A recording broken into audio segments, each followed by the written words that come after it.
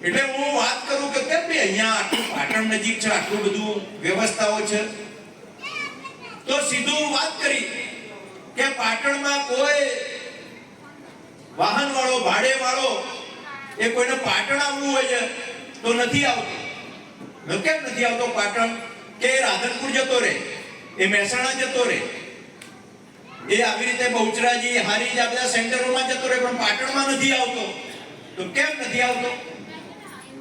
તો સામાન્ય મને લાગ્યું તો કે જે પાટણમાં આ જે ભાડે કરીને જે વાહનવાળા આવે છે ને, એમને કેમ કે ભાઈ અમારે પાટણ ખરીદી કરવા જેવું છે, તું અમારા હંગાતે આય, તો એ ના પાડે કે ભાઈ પાટણ નહીં, તમે બીજા ક્યાંક લઈ જઈશું. કેમ? તો અમે પાટણમાં પ્રવેશ કરીએ છીએ તો પોલીસ વાળા પકડે છે, અમારી જોડે 500-1000 રૂપિયા લઈ લે છે, તો આવતા બંધ થયા છે. એક આ નાનું કારણ છે મિત્રો, એક નાનું કારણ પાટણના ધંધા રોજગારને કેટલી મોટી અસર કરી જાય છે. આ એક નહીં, આવા મારા મગજમાં તો 10-15 છે. મેં આ